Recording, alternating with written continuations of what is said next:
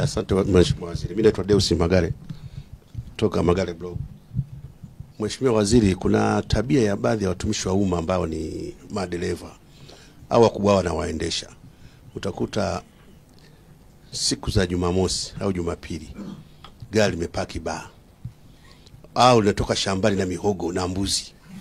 Siji unalizungumzaje hilo? Asante sana Magare. Kwa kweli hata mimi hiyo huwa inanikera. Na wakati mwingine ninapopita barabarani halafu nakuta gari imepigwa mzigo wa kutosha. Yaani kuna magunia, ukiangalia ilivyolala tu kunyuma unajua huyu imebeba viroba vya mihogo na nini. Halafu juu imepigwa mbuzi na gunia la mkaa. Gari ya serikali ina matumizi yake. Nichukue nafasi hii kwa kweli kuwaomba, kuwaelekeza wanaofanya hivyo madereva au hao mabosi wanaowatumia kwa kuwafanya madereva wafanye hayo. Huo sio utaratibu wa matumizi wa gari ya serikali. Na kwa hivyo Katibu Mkuu nikuagize, kwa sababu hili ni la kwetu, tutoe maelekezo ya namna ya matumizi ya gari, na kama waraka upo basi tuwakumbushe tena wenzetu na kila mmoja upate, na hasa madereva. Na dereva atakayekutwa amefanya hivyo achukuliwe hatua yeye mwenyewe.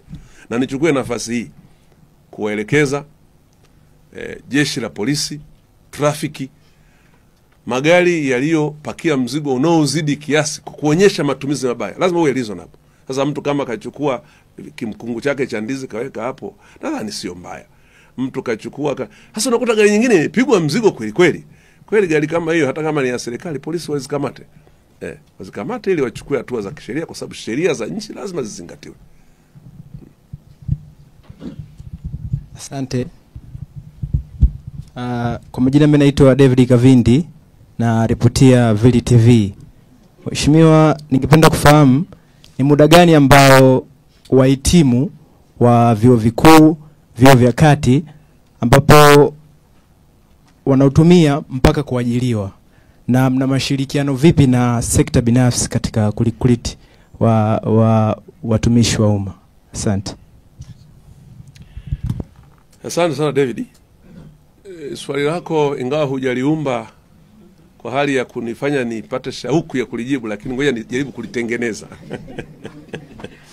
Kwanza, hakuna muda maalum wa kumfanya mhitimu aweze kuajiriwa. Yaani baada ya muda fulani ndo mhitimu aweze kuajiriwa. Ila sheria ya utumishi wa umma inasema tu umri, kwamba mtumishi wa umma mwisho wa umri wa kuajiriwa ni miaka 45.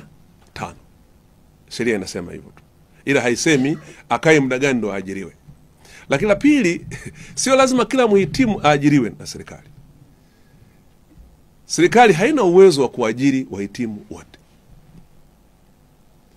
Hivyo private sector au sekta binafsi tukiikuza na kuimarisha, na mwarobaini hapa ni kuikuza sekta binafsi ambaye itaweza kusaidia kuajiri watu wengi zaidi kuliko watu wote kufikiria na kukimbilia kwenda kuajiriwa na serikali. Katika nchi za wenzetu zilizoendelea, mtoto kama wa Simbachawene hawezi kupaswa kufanya kazi serikalini kwa sababu baba yake alikuwa na uwezo, angeweza kumfanya ajiajiri na ajiri mtu mwingine. Lakini sasa sisi tunadhani serikalini kuna nini? Nafikiri tufikirie kidogo.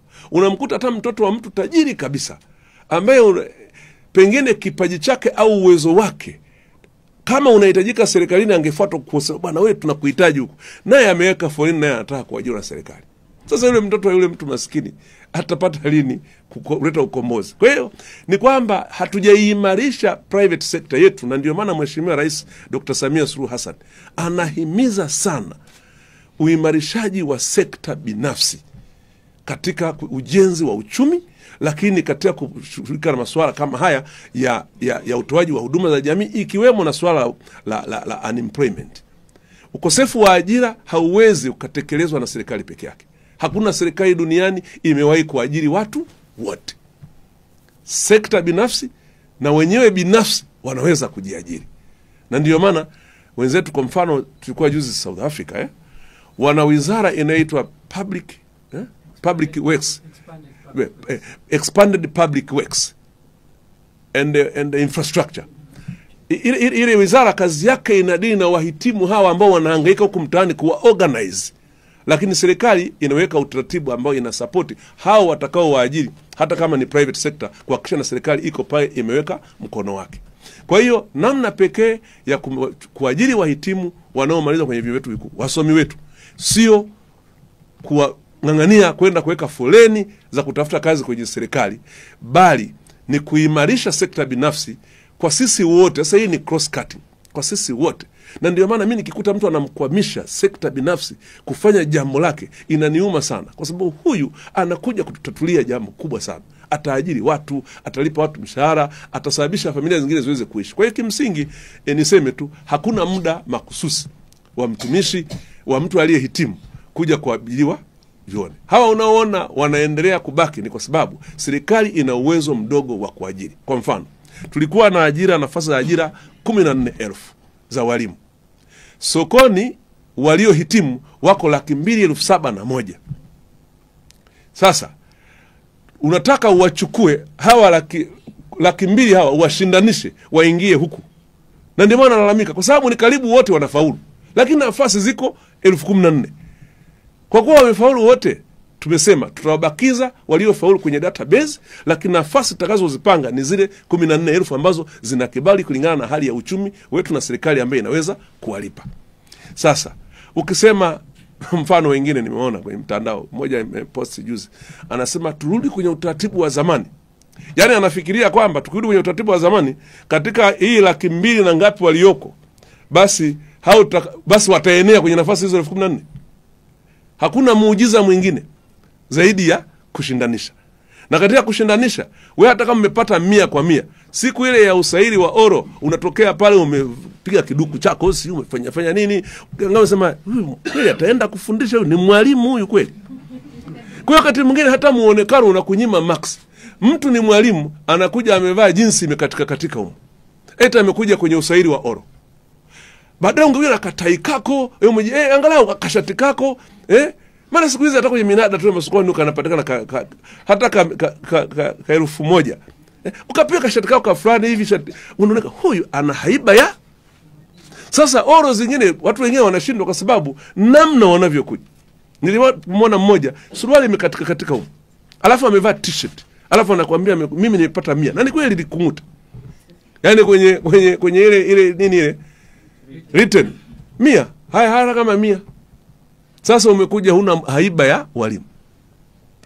Mwingine ukimtizama tu unaona jamaa huyu anagonga vile ambavyo havifai vile.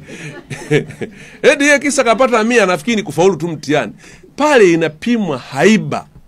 Na ndiyo maana inaitwa ni oro.